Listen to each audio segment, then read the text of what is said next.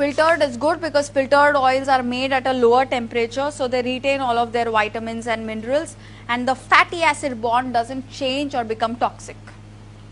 At refined, of course, all of the vitamins and minerals are lost because it's a process which takes place at a much higher temperature, and fatty acid bonds can break and become toxic to your heart.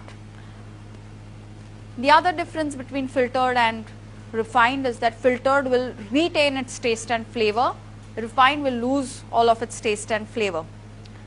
As a manufacturer, you should prefer refined over filtered, because when you use the process of refining, you can use any grade of seed. It need not be good. It could even be something which has gone completely bad, because you're going to be extracting oil at such a high temperature that it's not going to retain any taste, flavor, aroma of its own. That's one. The second thing is that refining gives you almost 100% extraction, almost. So it makes much more sense for you to be pro-refining if you're a manufacturer.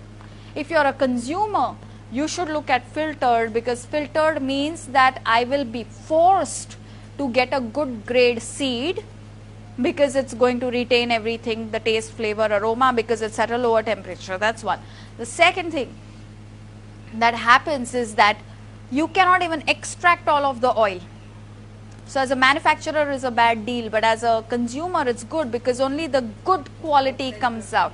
You know what they call, what the Italians sell as the virgin oil, the first one, only that, nothing else.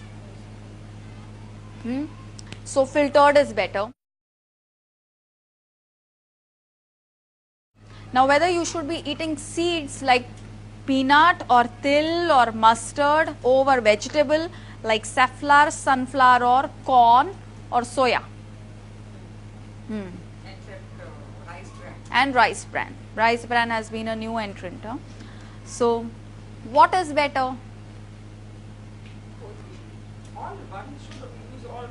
One should use all.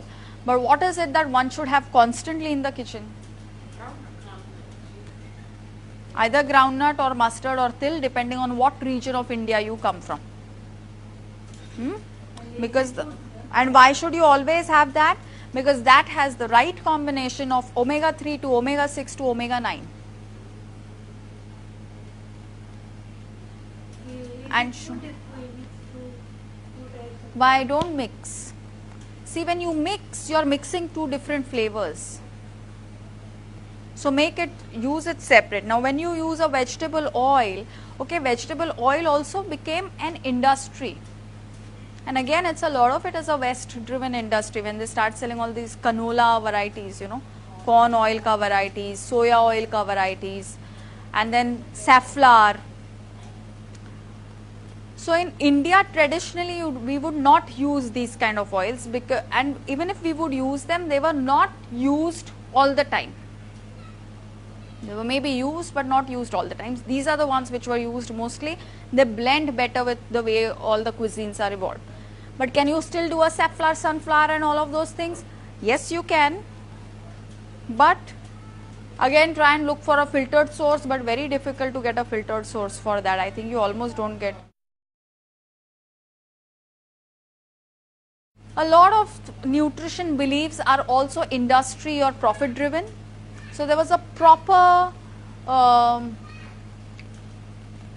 almost like a kind of, I don't really know what is the right word, but there was this huge, almost movement kind of a thing to downgrade coconut oil. To tell us that coconut oil is the worst thing and it increases cholesterol and it's blah, blah, blah, blah, blah, blah, blah, blah. And then, you know, why don't you just buy all of these refined oils? And it was not even so much the olive oil at that time, but what came in was all of the mixtures of sunflower and safflower, you know, with endorsements and with huge advertising campaigns and with hoardings bought, because they were the bigger market players. So they almost kind of advocated this thing that your coconut oil is bad or the groundnut oil is bad, this is fattening, these are heavy, these are rich. You know, rich is somehow a bad word for us when it comes to food. So buy all of these other vegetable oils. So of course that is not quite true. Now we all know that, you know, even the West, there are people in the West who are waking up to the fact that coconut oil is rich in antiviral, antifungal properties, promotes heart health and promotes good brain development, promotes good hair and stuff, but not everybody can take coconut oil. So it depends on, you know, what you like eating. There are some kela wafers which taste good only in coconut oil. So you have to be dardi enough about your food to pick it up like that, you know.